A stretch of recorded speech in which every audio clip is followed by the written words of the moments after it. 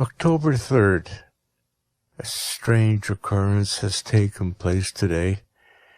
I got up fairly late, and when Mara brought me my clean boots, I asked her how late it was. When I heard it had long struck 10, I dressed as quickly as possible. To tell the truth, I would rather not have gone to the office at all today, for I know beforehand that our department chief will look as sour as vinegar. For some time past, he's been in the habit of saying to me, "Look here, my friend, there's something wrong with your head. You often rush about as though you were possessed. Then you make such confused abstracts out of the documents that the devil himself cannot make them out. You write the title without any capital letters, and add neither the date nor the docket number. The long-legged scoundrel!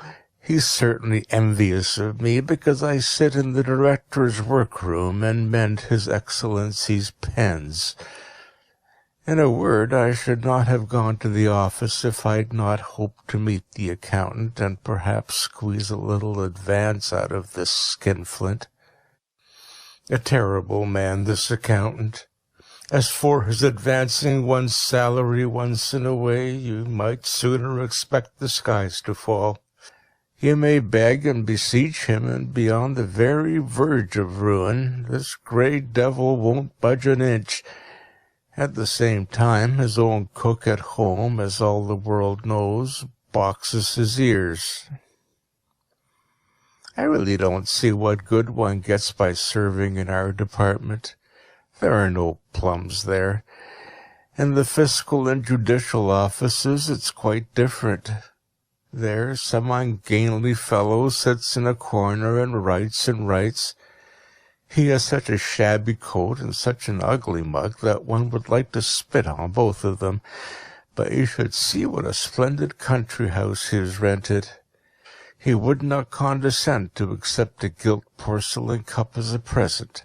"You can give that to your family doctor," he would say. Nothing less than a pair of chestnut horses, a fine carriage, or a beaver fur coat worth 300 rubles would be good enough for him. And yet he seems so mild and quiet, and asks so amiably, "Please lend me your penknife. I wish to mend my pen." Nevertheless, he knows how to scarify a petitioner till he has hardly a whole stitch left on his body. In our office, it must be admitted, everything is done in a proper and gentlemanly way. There's more cleanliness and elegance than one will ever find in government offices. The tables are mahogany, and everyone is addressed as "Sir." And truly, were it not for this official propriety, I should long ago have sent in my resignation. I put on my old cloak and took my umbrella, as a light rain was falling.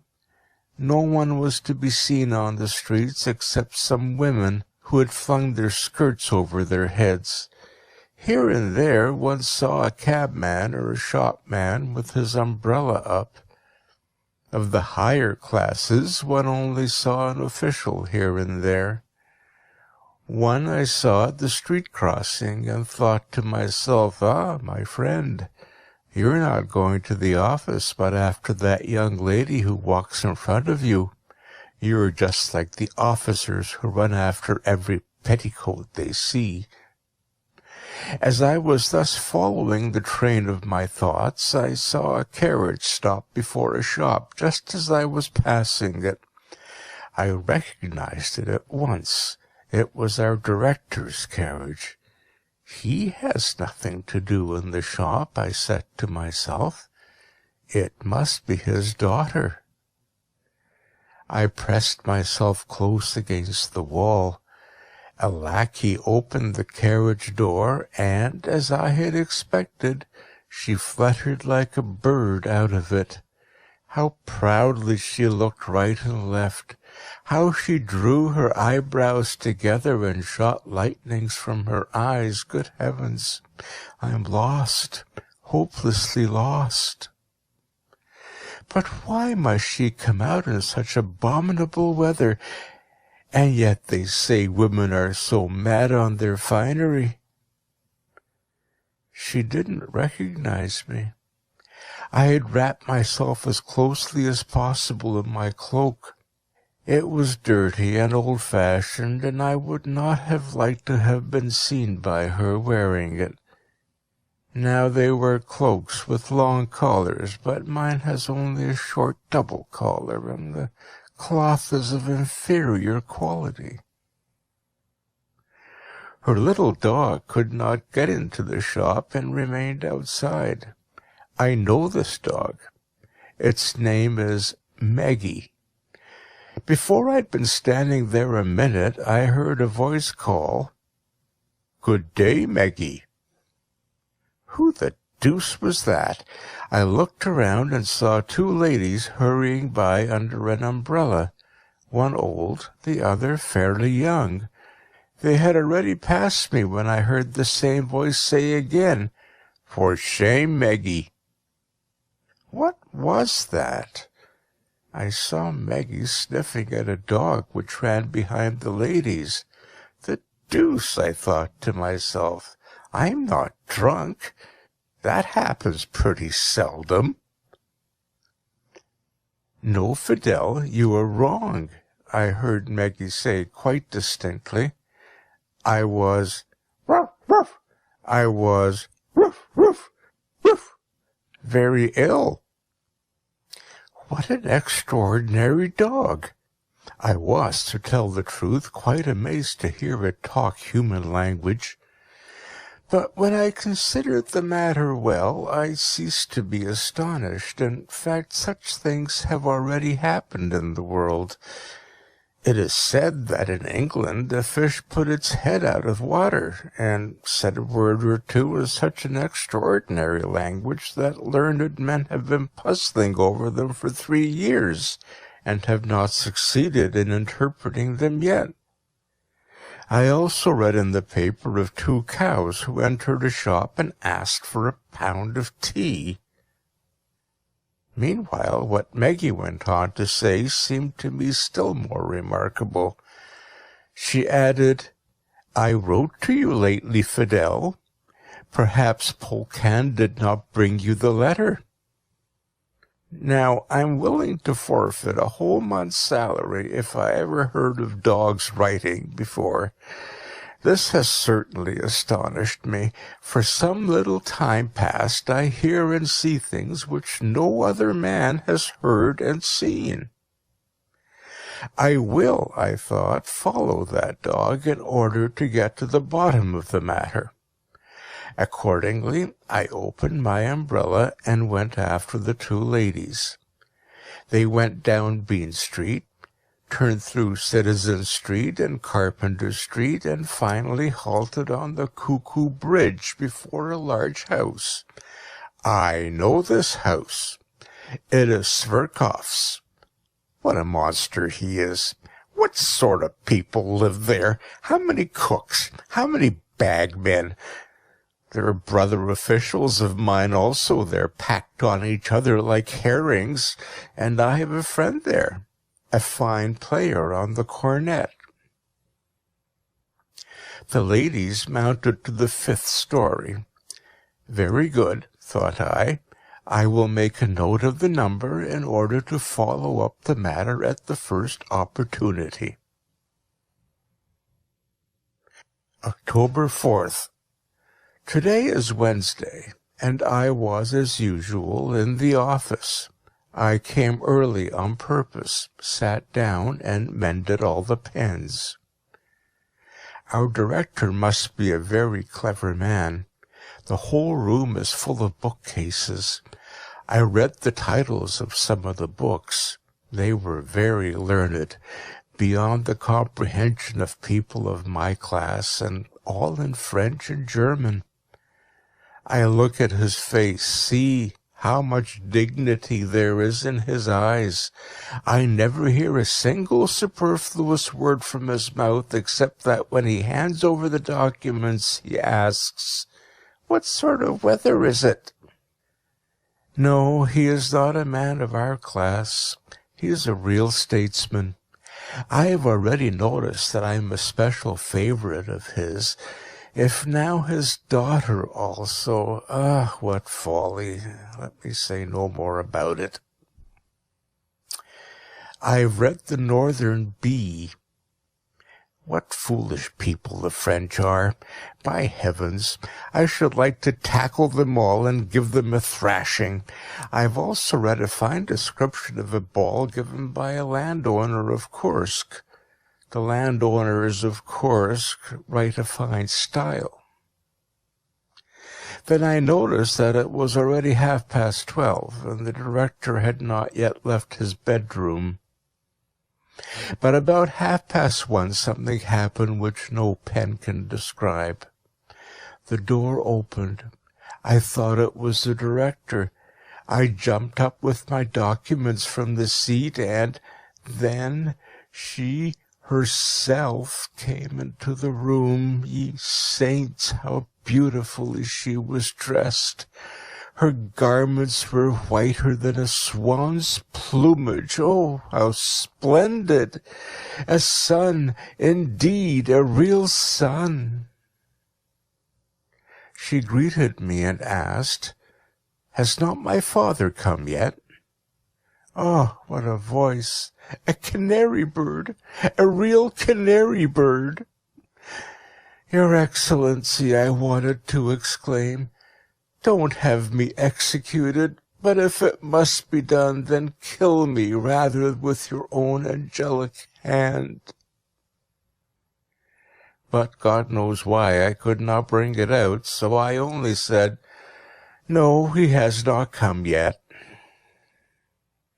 She glanced at me, looked at the books, and let her handkerchief fall. Instantly I started up, but slipped on the infernal polished floor and nearly broke my nose.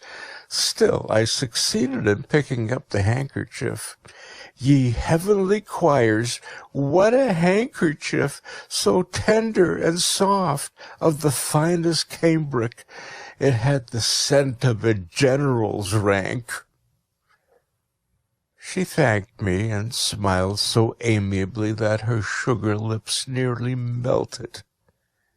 Then she left the room. After I'd sat there about an hour, a flunkey came in and said, "You can go home, Mr. Ivanovitch. The director has already gone out." I cannot stand these lackeys. They hang about the vestibules and scarcely vouchsafe to greet one with a nod. Yes, sometimes it is even worse. Once one of these rascals offered me a snuff-box without even getting up from his chair. "Don't you know, then, you country bumpkin, that I'm an official and of aristocratic birth?"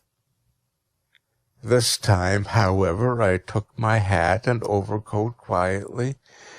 These people naturally never think of helping one on with it. I went home, lay a good while on the bed, and wrote some verses in my note. "'Tis an hour since I saw thee, and it seems a whole long year. If I loathe my own existence, how can I live on, my dear?" I think they're by Pushkin. In the evening I wrapped myself in my cloak, hastened to the director's house, and waited there a long time to see if she would come out and get into the carriage. I only wanted to see her once, but she did not come. November 6th. Our chief clerk has gone mad. When I came to the office today, he called me to his room and began as follows. "Look here, my friend, what wild ideas have got into your head?" "How? What? None at all," I answered. "Consider well. You are already past 40. It is quite time to be reasonable. What do you imagine? Do you think I don't know all your tricks? Are you trying to pay court to the director's daughter? Look at yourself and realize what you are. A nonentity, nothing else. I would not give a kopeck for you. Look well in the glass.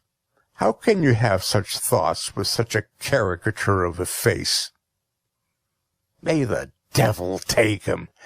Because his own face has a certain resemblance to a medicine bottle, because he has a curly bush of hair on his head, and sometimes combs it upwards, and sometimes plasters it down in all kinds of queer ways, he thinks that he can do everything. I know well. I know why he's angry with me. He is envious. Perhaps he's noticed the tokens of favor which have been graciously shown me. But why should I bother about him? A counselor. What sort of important animal is that? He wears a gold chain with his watch, buys himself boots at 30 rubles a pair. May the deuce take him. Am I a tailor's son or some other obscure cabbage? I am a nobleman. I can also work my way up. I'm just 42, an age when a man's real career generally begins. Wait a bit, my friend.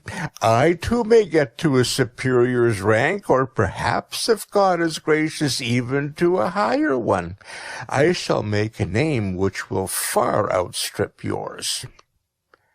You think there are no able men except yourself? I only need to order a fashionable coat and wear a tie like yours, and you would be quite eclipsed.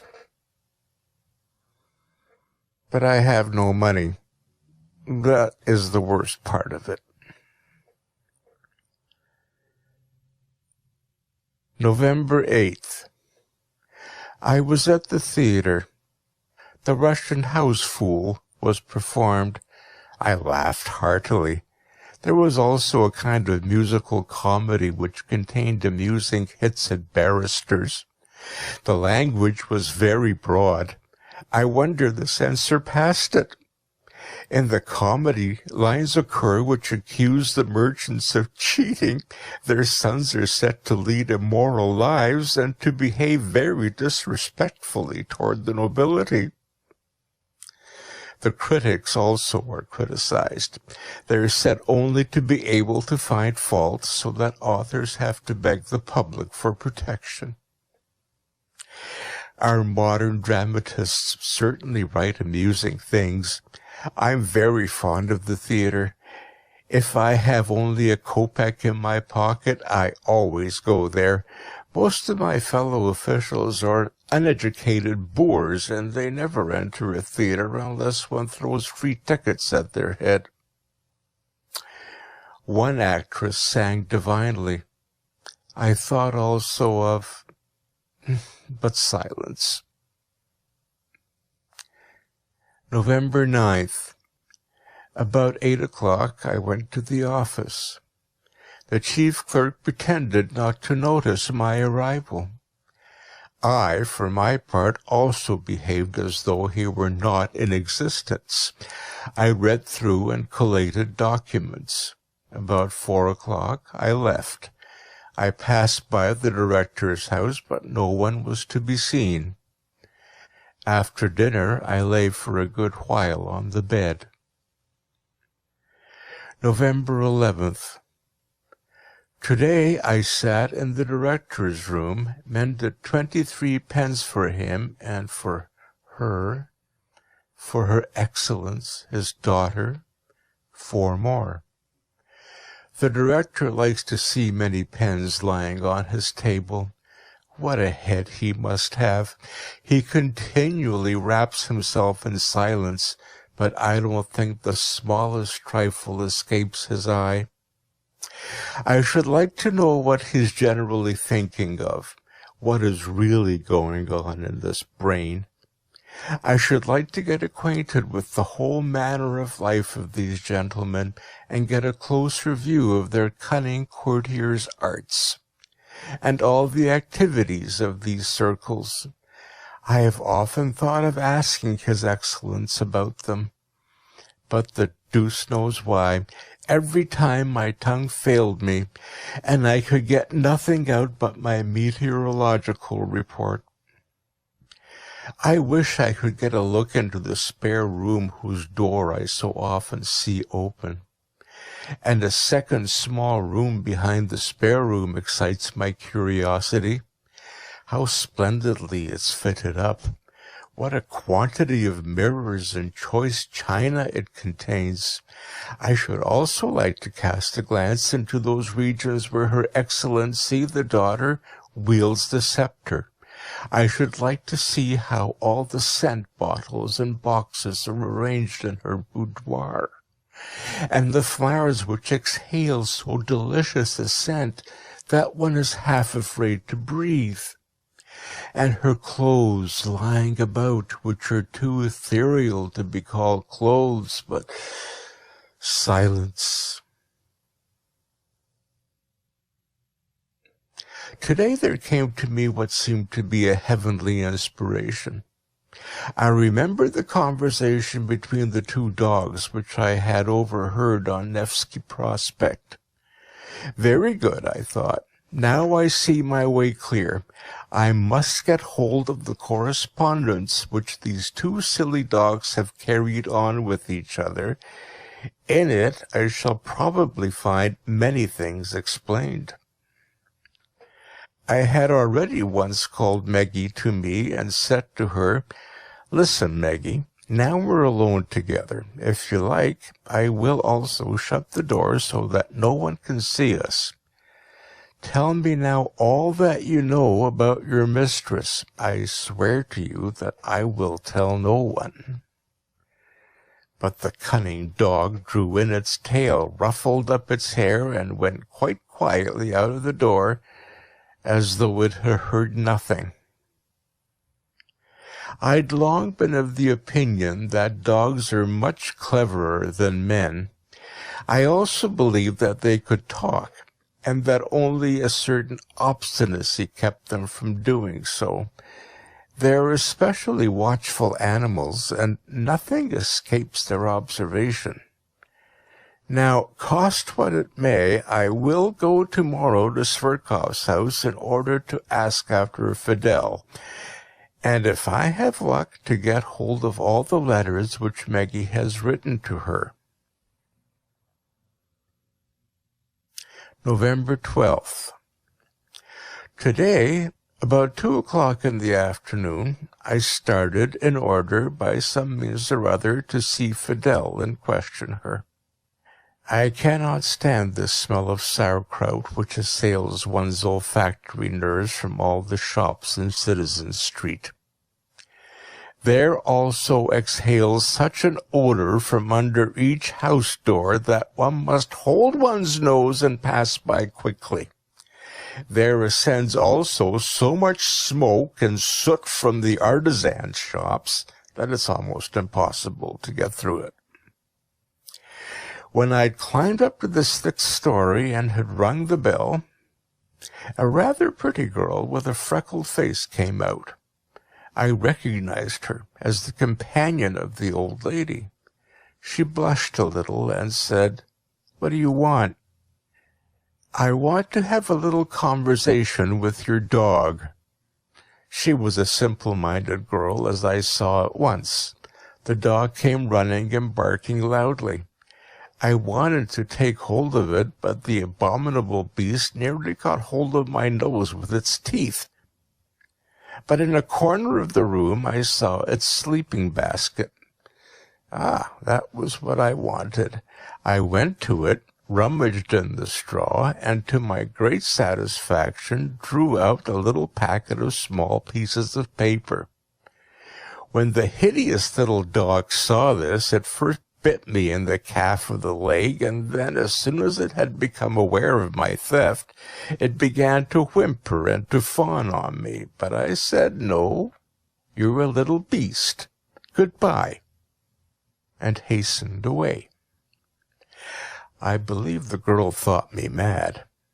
At any rate, she was thoroughly alarmed. When I reached my room, I wished to get to work at once and read through the letters by daylight, since I do not see well by candlelight. But the wretched Mara had got the idea of sweeping the floor. These blockheads of Finnish women are always clean where there's no need to be. I then went for a little walk and began to think over what had happened. Now at last I could get to the bottom of all the facts, ideas, and motives. These letters would explain everything. Dogs are clever fellows. They know all about politics, and I will certainly find in the letters all I want, especially the character of the director and all his relationships. And through these letters I will get information about her who... But silence. Towards evening I came home and lay for a good while on the bed. November 13th. Now let us see. The letter is fairly legible, but the handwriting is somewhat doggish. Dear Fidel, I cannot get accustomed to your ordinary name, as if they could not have found a better one for you. Fidel, how tasteless, how ordinary. But this is not the time to discuss it. I'm very glad that we thought of corresponding with each other. The letter is quite correctly written. The punctuation and spelling are perfectly right. Even our head clerk does not write so simply and clearly, though he declares he's been at the university. Let us go on.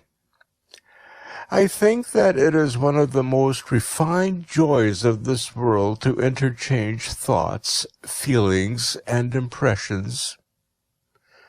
This idea comes from some book which has been translated from German. I can't remember the title.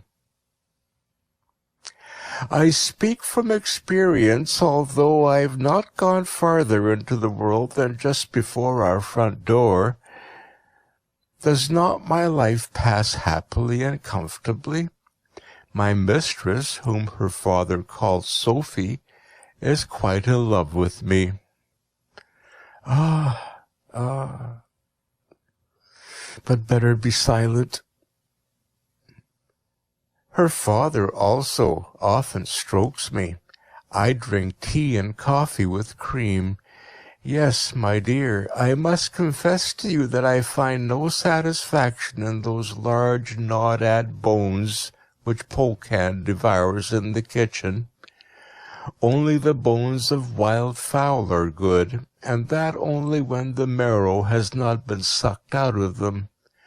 They taste very nice with a little sauce, but there should be no green stuff in it. But I know nothing worse than the habit of giving dogs balls of bread kneaded up. Someone sits at table, kneads a bread ball with dirty fingers, calls you, and sticks it in your mouth. Good manners forbid your refusing it, so you eat it. With disgust, it is true, but you eat it. The deuce, what is this? What rubbish! As if she could find nothing more suitable to write about. I'll see if there's anything more reasonable on the second page. I'm quite willing to inform you of everything that goes on here. I've already mentioned the most important person in the house, whom Sophie calls Papa. He's a very strange man. Here we are at last. Yes, I knew it. They have a politician's penetrating eye for all things. Let us see what she says about Papa. A strange man. Generally he is silent. He only speaks seldom, but about a week ago he kept on repeating to himself, "Shall I get it or not?" In one hand he took a sheet of paper, the other he stretched out as though to receive something, and repeated, "Shall I get it or not?" Once he turned to me with the question, What do you think, Meggie?" I did not understand in the least what he meant, sniffed at his boots, and went away. A week later he came home with his face beaming. That morning he was visited by several officers in uniform who congratulated him. At the dinner table he was in a better humor than I've ever seen him before. "Ah, he's ambitious, then. I must make a note of that." "Pardon, my dear, I hasten to conclude, etc., etc. Tomorrow I will finish the letter. Now, good morning. Here I am again at your service. Today my mistress, Sophie— Oh, we'll see what she says about Sophie. Let us go on. Was in an unusually excited state. She went to a ball, and I was glad that I could write to you in her absence. She likes going to balls, although she gets dreadfully irritated while dressing. I cannot understand, my dear, what is the pleasure in going to a ball. She comes home from the ball at 6 o'clock in the early morning, and to judge by her pale and emaciated face, she's had nothing to eat. I could, frankly speaking, not endure such an existence. If I could not get partridge with sauce or the wing of a roast chicken, I don't know what I should do. Porridge with sauce is also tolerable, but I can get up no enthusiasm for carrots, turnips, and artichokes. The style is very unequal. One sees at once that it has not been written by a man. The beginning is quite intelligent, but at the end the canine nature breaks out. I will read another letter. It's rather long, and there's no date. Ah, my dear, how delightful is the arrival of spring! My heart beats as though it expected something. There is a perpetual ringing in my ears, so that I often stand with my foot raised for several minutes at a time, and listen towards the door. In confidence, I'll tell you that I have many admirers. I often sit on the window-sill and let them pass in review. Ah, if you knew what miscreations there are among them. One, a clumsy house-dog with stupidity written on his face, walks on the street with an important air and imagines that he's an extremely important person and that the eyes of all the world are fastened on him. I don't pay him the least attention and pretend not to see him at all. And what a hideous bulldog has taken up his post opposite my window. If he stood on his hind legs, as the monster probably cannot, he would be taller by a head than my mistress's papa, who himself has a stately figure. This lout seems, moreover, to be very impudent. I growl at him, but he does not seem to mind that at all. If he at least would only wrinkle his forehead. Instead of that, he stretches out his tongue, droops his big ears, and stares in at the window, this rustic boor. But do you think, my dear, that my heart remains proof against all temptations? Alas, no. If you had only seen that gentlemanly dog who crept through the fence of the neighboring house. Treasure is his name. Oh, my dear, what a delightful snout he has. To the deuce with this stuff. What rubbish it is. How can one blacken paper with such absurdities? Give me a man. I want to see a man. I need some food to nourish and refresh my mind, and get the silliness instead. I will turn the page to see if there's anything better on the other side. Sophie sat at the table and sewed something. I looked out of the window and amused myself by watching the passers-by. Suddenly a flunkey entered and announced a visitor, Mr. Teploff. "Show him in," said Sophie, and began to embrace me. "Ah, Meggie, do you know who that is? He's dark and belongs to the royal household. And what eyes he has, dark and brilliant as fire." Sophie hastened into her room. A minute later, a young gentleman with black whiskers entered. He went to the mirror, smoothed his hair, and looked around the room. I turned away and sat down in my place. Sophie entered and returned his bow in a friendly manner. I pretended to observe nothing and continued to look out of the window, but I leant my head a little on one side to hear what they were talking about. Oh, my dear, what silly things they discussed. How a lady executed the wrong figure in dancing, how a certain Boboff with his expensive shirt frill had looked like a stork and nearly fallen down, how a certain Ladina imagined she had blue eyes when they were really green, etc. I do not know, my dear, what special charm she finds in her Mr. Teploff and why she is so delighted with him. It seems to me, myself, that there's something wrong here. It is impossible that this Teploff should bewitch her. We will see further. If this gentleman of the household pleases her, then she must also be pleased, according to my view, with that official who sits in her papa's waiting-room. Oh, my dear, if she knew what a figure he is, a regular tortoise. What official does she mean? He has an extraordinary name. He always sits there and mends the pens. His hair looks like a truss of hay. Her papa always employs him instead of a servant. I believe this abominable little beast is referring to me. But what has my hair got to do with hay? Sophie can never keep from laughing when she sees him. "You lie, cursed dog! What a scandalous tongue! As if I did not know that it's envy which prompts you, and that there is treachery at work. Yes, the treachery of the chief clerk. This man hates me implacably. He has plotted against me. He's always seeking to injure me. I'll look through one more letter. Perhaps it will make the matter clearer. Fidel, my dear, pardon me that I've not written for so long. I was floating in a dream of delight.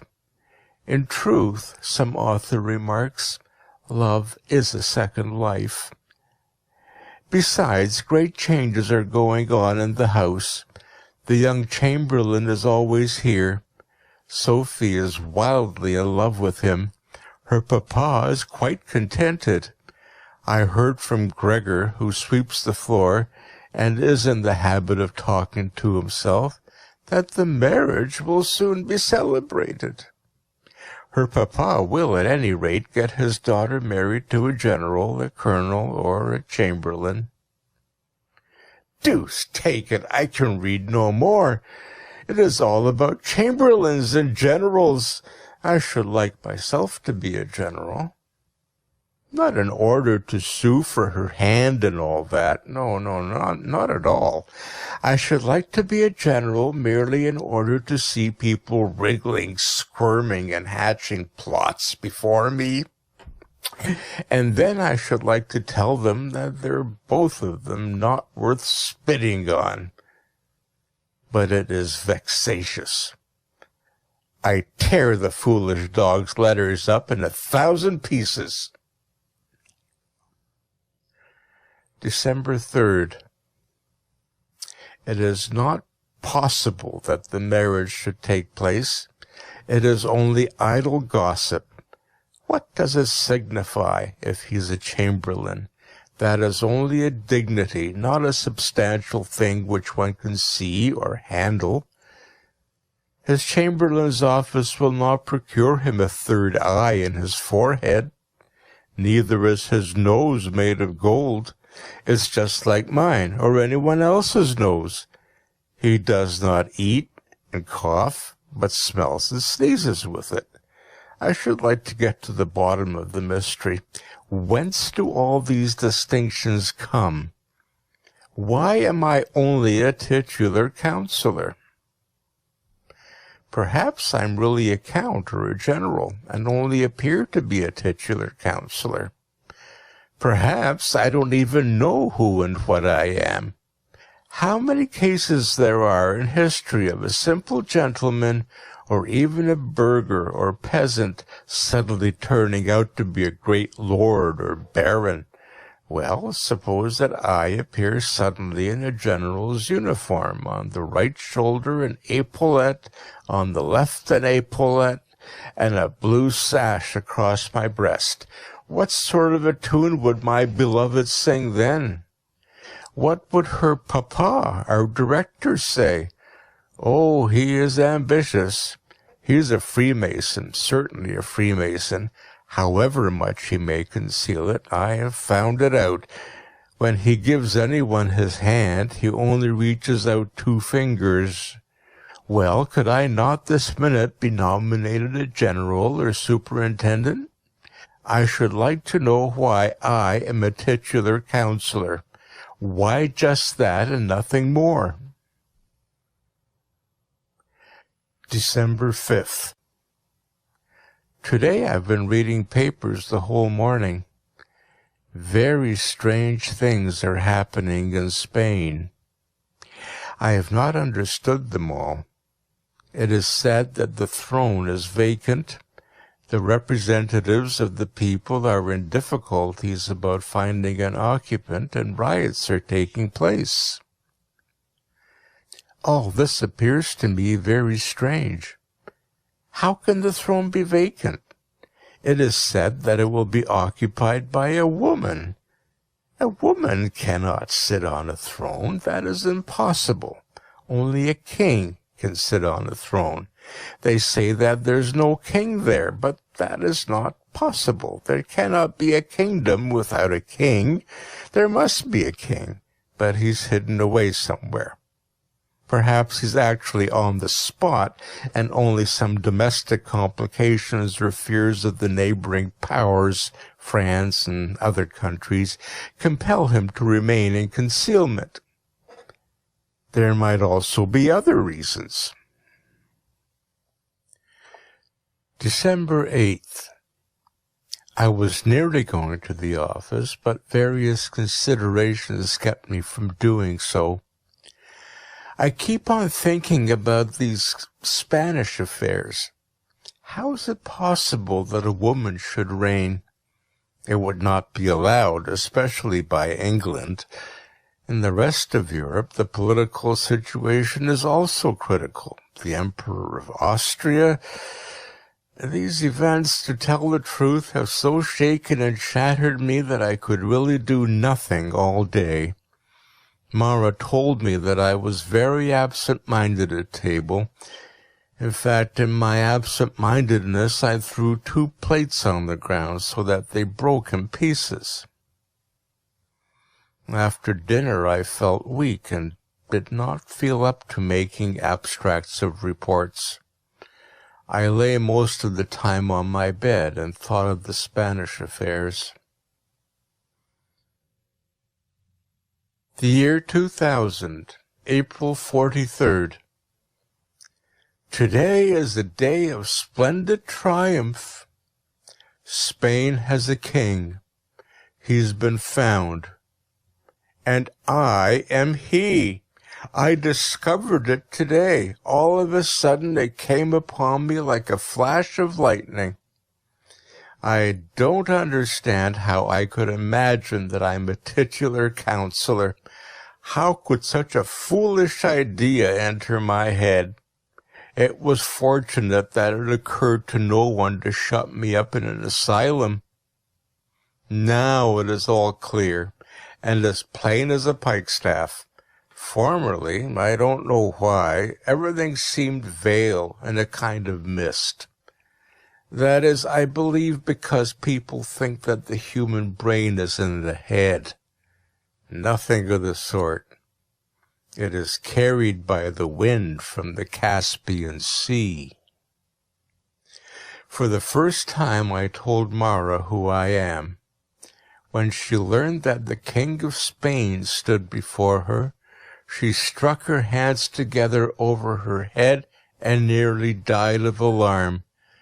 The stupid thing had never seen the King of Spain before. I comforted her, however, at once by assuring her that I was not angry with her for having hitherto cleaned my boots badly. Women are stupid things. One cannot interest them in lofty subjects. She was frightened because she thought all kings of Spain were like Philip II. But I explained to her that there was a great difference between me and him. I did not go to the office. Why the deuce should I? No, my dear friends, you won't get me there again. I'm not going to worry myself with your infernal documents any more. Marchember 86. Between day and night. Today the office messenger came and summoned me, as I'd not been there for 3 weeks. I went just for the fun of the thing. The chief clerk thought I would bow humbly before him and make excuses. But I looked at him quite indifferently, neither angrily nor mildly, and sat down quietly at my place as though I noticed no one. I looked at all this rabble of scribblers and thought, if you only knew who is sitting among you. Good heavens, what a to-do you would make. Even the chief clerk would bow himself to the earth before me, as he does now before the director. A pile of reports was laid before me, of which to make abstracts, but I didn't touch them with one finger. After a little time there was a commotion in the office, and there a report went round that the director was coming. Many of the clerks vied with each other to attract his notice, but I did not stir. As he came through our room, each one hastily buttoned up his coat, but I had no idea of doing anything of the sort. What is the director to me? Should I stand up before him? Never. What sort of a director is he? He's a bottle stopper and no director, a quite ordinary, simple bottle stopper, nothing more. I felt quite amused as they gave me a document to sign. They thought I would simply put down my name, so-and-so clerk. Why not? But at the top of the sheet, where the director generally writes his name, I inscribed Ferdinand the Eighth in bold characters. You should have seen what a reverential silence ensued. But I made a gesture with my hand and said, "Gentlemen, no ceremony, please." Then I went out and took my way straight to the director's house. He was not at home. The flunkey wanted not to let me in, but I talked to him in such a way that he soon dropped his arms. I went straight to Sophie's dressing-room. She sat before the mirror. When she saw me, she sprang up and took a step backwards, but I did not tell her that I was the King of Spain. But I did tell her that a happiness awaited her, beyond her power to imagine, and that in spite of all our enemies' devices we should be united. That was all which I wished to say to her, and I went out. Oh, what cunning creatures these women are! Now I've found out what woman really is. Hitherto no one knew whom a woman really loves. I am the first to discover it. She loves the devil. Yes, joking apart, learned men write nonsense when they pronounce that she is this and that. She loves the devil, that is all. You see a woman looking through her lorgnette from a box in the front row. One thinks she is watching that stout gentleman who wears an order. Not a bit of it. She's watching the devil who stands behind his back. He's hidden himself there and beckons to her with his finger, and she marries him. Actually, she marries him. That is all ambition, and the reason is that there is under the tongue a little blister in which there is a little worm the size of a pin's head. And this is constructed by a barber in Bean Street. I don't remember his name at the moment, but so much is certain that, in conjunction with a midwife, he wants to spread Mohammedanism all over the world, and that in consequence of this, a large number of people in France have already adopted the faith of Islam. No date. The day had no date. I went for a walk incognito on the Nevsky Prospect. I avoided every appearance of being the King of Spain. I felt it below my dignity to let myself be recognized by the whole world, since I must first present myself at court. And I was also restrained by the fact that I have at present no Spanish national costume. If I could only get a cloak. I tried to have a consultation with the tailor, but these people are real asses. Moreover, they neglect their business, dabble in speculation, and have become loafers. I'll have a cloak made out of my new official uniform, which I've only worn twice. But to prevent this botcher of a tailor spoiling it, I will make it myself with closed doors, so that no one sees me. Since the cut must be altogether altered, I have used the scissors myself. I don't remember the date, and the devil knows what month it was. The cloak is quite ready. Mara exclaimed aloud when I put it on. I will, however, not present myself at court yet. The Spanish deputation has not yet arrived. It would not be befitting if I appeared without them. My appearance would be less imposing. From hour to hour, I expect them. The first. The extraordinary long delay of the deputies in coming astonishes me. What can possibly keep them? Perhaps France has a hand in the matter. It is certainly hostilely inclined. I went to the post office to inquire whether the Spanish deputation had come. The postmaster is an extraordinary blockhead who knows nothing. No, he said to me, there's no Spanish deputation here, but if you want to send them a letter, we will forward it at the fixed rate. The deuce! What do I want with a letter? Letters are nonsense. Letters are written by apothecaries. Madrid, February 30th. So, I am in Spain after all. It has happened so quickly that I could hardly take it in. The Spanish deputies came early this morning, and I got with them into the carriage. This unexpected promptness seemed to me strange. We drove so quickly that in half an hour we were at the Spanish frontier. Over all Europe now there are cast-iron roads, and the steamers go very fast. A wonderful country, this Spain.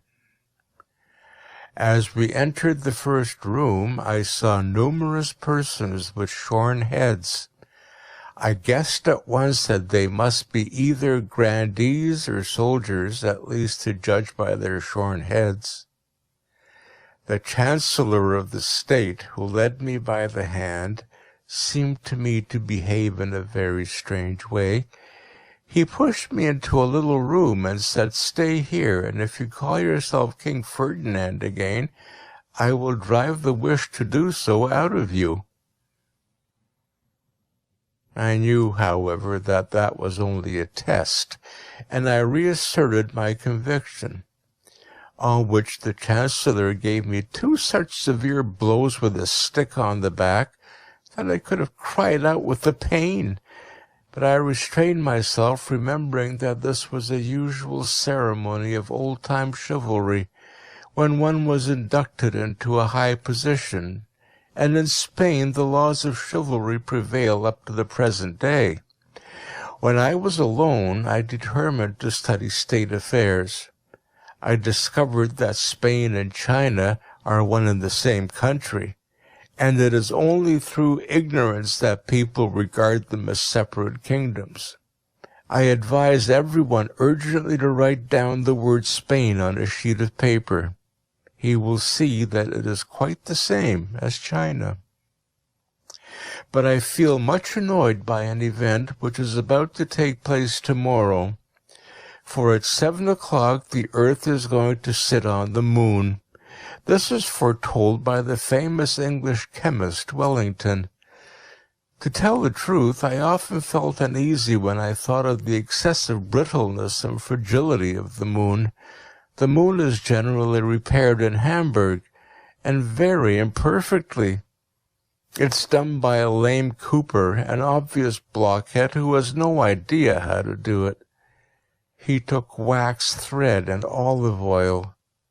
Hence that pungent smell over all the earth which compels people to hold their noses. And this makes the moon so fragile that no men can live on it, but only noses. Therefore we cannot see our noses, because they're on the moon. When I now pictured to myself how the earth, that massive body, would crush our noses to dust if it sat on the moon, I became so uneasy that I immediately put on my shoes and stockings and hastened into the council hall to give the police orders to prevent the earth sitting on the moon. The grandees with the shorn heads, whom I met in great numbers in the hall, were very intelligent people, and when I exclaimed, "Gentlemen, let us save the moon, for the earth is going to sit on it," they all set to work to fulfill my imperial wish, and many of them clambered up the wall in order to take the moon down. At that moment the imperial chancellor came in. As soon as he appeared, they all scattered, but I alone, as king, remained. To my astonishment, however, the chancellor beat me with the stick and drove me to my room. So powerful are ancient customs in Spain. January in the same year, following after February. I could never understand what kind of country this Spain really is. The popular customs and rules of court etiquette are quite extraordinary. I do not understand them at all. Today my head was shorn, although I exclaimed as loudly as I could that I did not want to be a monk. What happened afterwards, when they began to let cold water trickle on my head, I do not know. I have never experienced such hellish torments. I nearly went mad, and they had difficulty in holding me. The significance of this strange custom is entirely hidden from me. It's a very foolish and unreasonable one. Nor can I understand the stupidity of the kings who have not done away with it before now. Judging by all the circumstances, it seems to me as though I'd fallen into the hands of the Inquisition, and as though the man whom I took to be the Chancellor was the Grand Inquisitor. But yet I cannot understand how the king could fall into the hands of the Inquisition. The affair may have been arranged by France, especially Polignac. He's a hound, that Polignac. He's sworn to compass my death, and now he's hunting me down. But I know, my friend, that you're only a tool of the English. They are clever fellows and have a finger in every pie. All the world knows that France sneezes when England takes a pinch of snuff. The 25th. Today the Grand Inquisitor came into my room.